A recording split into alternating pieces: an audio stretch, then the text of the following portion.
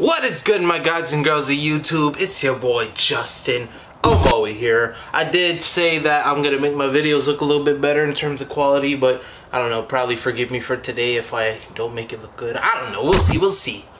Today, I want to talk to y'all about how to acquire that voice that you want in your songs. When it comes to getting your voice, there's a lot of things that you have to think about when it comes to getting your voice. And I'll go ahead and list off these things as well as talk about how this affects your voice to what you want in your song. The first thing that you have to think about, which could be the hardest thing depending on how your wallet looks as well as your determination to get this thing.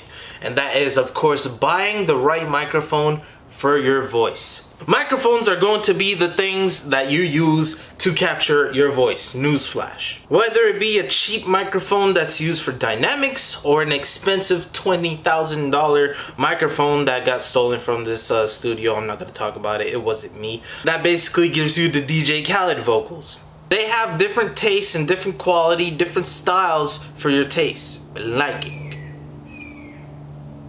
Damn birds. Rock songs, you would want to scream or have a loud voice, therefore dynamic microphones can help you attain those loud noises or captures without giving you much of a problem or distortion.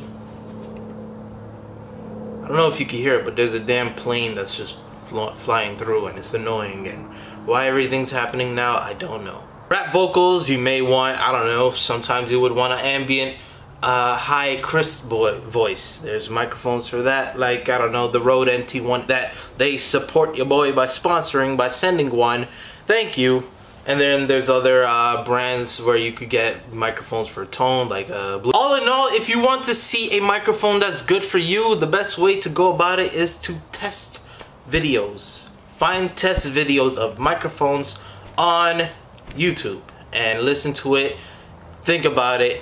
Yeah, and make sure you're using good headphones, not headphones that has like an EQ thing, like, you know, Beats or something, Beats Solo. Once you get the microphone that you like, you are good to go into the next step, which is, of course, recording with your input gains, you know, that part. Input gain is going to be the amount or the level that you will be recording at when you are, of course, recording with your microphone. And believe me, this does change the impact of the sound as well. If you record with a low voice, and the gain is very low, you could get what is known as noise. Whether it be noise from the electric noise that's bringing up, or it could be noise from the background noises, that's like, you know, the air, or if you hear wind outside, or computer fans, all that, that's noise. Sometimes you could use that noise to your advantage and create a more, I guess you could say, sometimes ambient, but other times, like, I don't know, you could say lo-fi or stuff like, you know, that feel. Other times you could record at a good high gain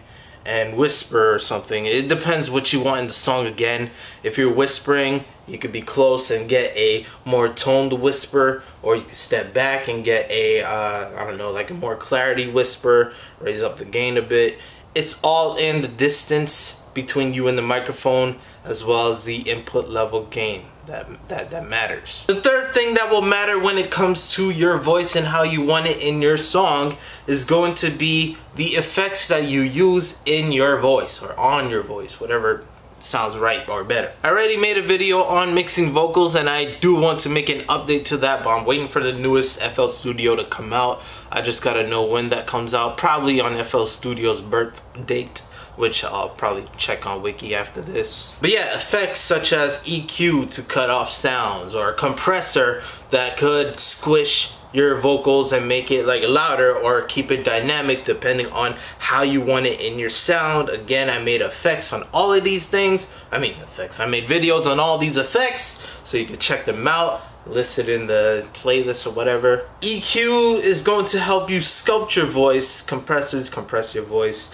More to care about though is the EQ and how you can sculpt your voice to make it the way you want it to sound. Keep this in mind though, the EQ is not the only thing, being that, you know, also the microphone and the recording levels also matter, but do not depend on the EQ to make your sound good the way you want it to be. Of course you can use it to help tone it, but, you know, use it with, I guess you could say, a little bit of caution. I guess what I'm trying to say is don't depend on the EQ if your recordings are bad. And the last thing, which is something that is like extracurricular or could help you attain the style that you want, is simply more effects. The EQ and compression effects are things to help you out as starting with your bass voice, but there's more effects that helps you create the style that you want, aka the delays, the reverb, the, I don't know, saturations, if you want the tube amplifications, chorus effects, flanger effects. All these types of effects are stylized effects that you could apply into your sound to make you sound the way you want to sound. Now, if you're wondering, I don't know what effects I can use. Newsflash again, I've made videos on these effects, and I'll link the playlist like I just said like a moment ago, so you could go ahead and learn for yourself and see what effects do what, and then how to apply those effects. Keep in mind that effects will have different chains of styles, such as if you put a chorus first and then a reverb, it will reverb after you put the chorus.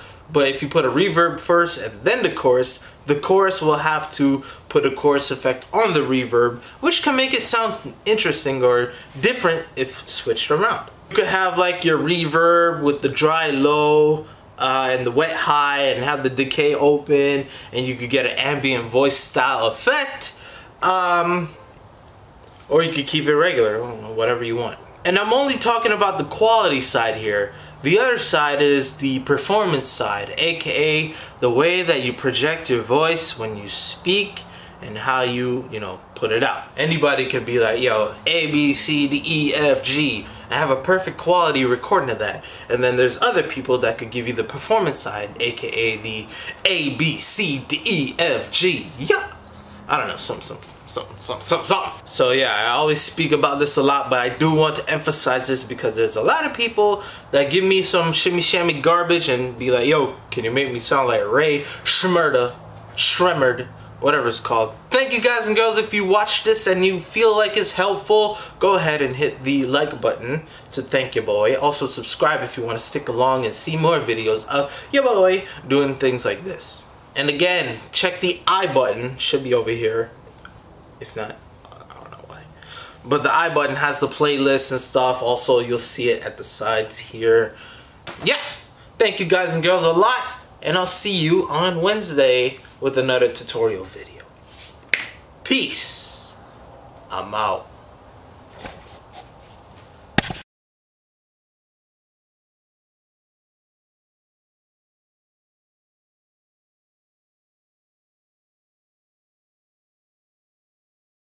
Noise.